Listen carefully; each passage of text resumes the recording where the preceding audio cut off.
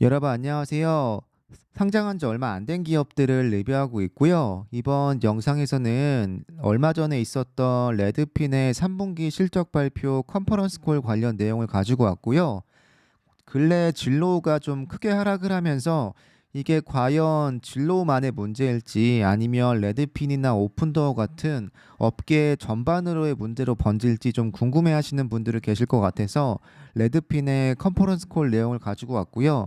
이 내용을 보시면 레드핀의 본인들의 사업을 어떻게 전망하고 있고 또 내년에는 어떻게 사업을 발전시킬 수 있을지에 대한 내용이 좀 담겨 있는데 굉장히 긍정적으로 본인들의 사업을 이야기하고 있습니다. 그래서 일단은 진로와 좀 반대되는 모습이 분명히 있어서 오픈도어도 역시 레드핀과 얼추 비슷하게 흘러가지 않을까라고 예상을 하고 있습니다. 내용을 좀 읽어드리면 레드핀은 3분기 순이익이 예상했던 것보다 좋았고요. 수익은 기대치를 상회했다고 합니다. 3분기 매출은 전년 동기 대비 128% 늘었고요. 4월에 렌트패스를 인수해서 이게 추가됐다고 합니다. 시장 점유율 역시도 작년보다 늘었다고 합니다. 총이익은 렌트패스 인수를 통해서 추가된 게 있고요. 3분기 마진은 좀 감소했는데 이는 레드핀 나우에서 나오는 수익의 비율이 증가해서 마진이 낮은 쪽에서 매출이 증가해서 전반적으로 전체 마진이 좀 줄었다는 내용이고요. 2021년 마지막 분기죠. 네, 남은 4분기와 2022년에 어떤 일이 일어날지 무척 기대가 된다고 합니다. 그러니까 사업을 철수하고 접고 해고하고 있는 진로와는 좀 다른 모습이라고 볼 수 있고 몇 년이 지난 후에도 레드핀이 좋아질 수 있는 방법이 많다고 이야기하고 있습니다. 네. 2022년 3분기부터 2021년 3분기까지 레드핀의 월 평균 방문자 수는 동일한 수준을 유지했다고 하는데요. 성장성이 없다는 게 놀랄 수 있지만 반대로 생각하면 2020년 가을은 주택 공급 수요가 최고조에 달했을 때라서 이때와 같은 게 결코 나쁘지 않다. 그러니까 작년이 너무 수요가 높았던 때여서 그때가 워낙 높은 거지 올해 유지한 건 나쁘지 않다라고 이야기하고 있고요. 레드핀은 더 많은 서비스를 추가하면서 더 많은 트래픽을 증가시킬 수 있을 것이라고 이야기하고 있습니다.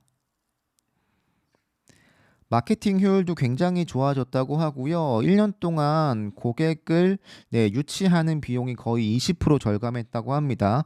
앞으로 6개월 동안은 레드핀을 직접 방문할 거라고 예상되는 고객들을 위한 다양한 서비스를 추가하는데 굉장히 많은 일을 할 것이라고 하고 있고요.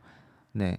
우리가 구입한 주택을 시장에 내놓을 수 있을 때쯤은 가치가 하락할 것이라고 예상했다고 합니다. 레드핀 나우를 통해서 가능했다고 하는데 9월 초까지 레드핀 나우의 제한을 계속 줄였다고 했는데 결과적으로 이것은 좋은 결정이었다고 이야기하고 있고요. 이걸 보면 진로우가 그렇게나 많은 주택을 구입했고 그에 따라서 다양한 문제가 발생했잖아요. 뭐 유지 비용도 물론 늘었을 거고 많은 주택을 보유해서 그 주택을 판매하는 기간도 역시 늘었을 거고 보유 기간이 늘기 때문에 이자도 늘었을 거고 여러모로 좀 문제가 많았는데 레드핀 같은 경우는 이 가격을 좀 예측을 해서 굉장히 잘 대응했다고 이야기하고 있고 역시 진로와 좀 반대되는 내용일 것 같아요. 그러나 주택을 판매하기 위해서 다시 준비하는 기간이 좀 늘었다고 합니다. 요거는 자세히 나오지 않았지만 제가 볼 때 수리하는 어떤 인건에 대한 그러니까 인력에 대한 부분도 역시 진로와 같은 부분인데 아마 요 내용이 좀 있을 것 같아요. 원자재 수급이나 뭐 여러 문제가 있었겠죠. 결과적으로 보유 기간이 늘긴 했는데 역시 추가 보유 및 이자 비용 등이 있었다고 합니다. 그렇지만 전반적으로 나쁘지 않다고 이야기하고 있고요. 이번 주, 그러니까 저번 주죠. 네. 진로 때문에 계속해서 관련 질문을 많이 받았다고 해요. 아이바이어로 경쟁하려는 레드핀이 과연 어떻게 운영이 되고 있는지에 대해서 좀 많은 질문을 받았는데 답변하기로는 레드핀은 아이바잉 회사가 아니라고 이야기하고 있습니다. 그것은 일부라고 이야기하고 있고요. 전체라기보단 우리의 옵션 중에 하나이기 때문에 그것을 완벽하게 해내는 것이 물론 중요하지만 결코 회사 전체를 정의하는 게 아니다. 그리고 유연성이 굉장히 중요하다라고 강조를 하고 있습니다. 그러니까 진로 사태를 보니까 이런 답변을 계속 또 하는 것 같고, 주택을 많이 구입하고 이런 게 중요하다기보단 시장의 흐름에 따라서 또 시장의 변화에 따라서 대응하고 그것을 대응할 수 있는 능력이 레드핀에게 있다라는 걸 이야기하고 있는 거고요. 레드핀 모기지는 늘긴 했지만 금리가 인상되면서 전반적으로 좀 수익은 감소했다고 하는데 뭐 엄청나게 크진 않습니다. 그리고 렌트패스 관련 이야기가 좀 있는데, 렌트패스를 레드핀과 결합해서 조금 더 많은 트래픽을 증가시킬 수 있을 거라고 이야기하고 있는데요. 아마도 훨씬 더 내년에는 전반적으로 본인들의 예상과 같게도 트래픽이 증가하고 매출이 증가하는 이런 것들을 볼 수 있을 것 같습니다.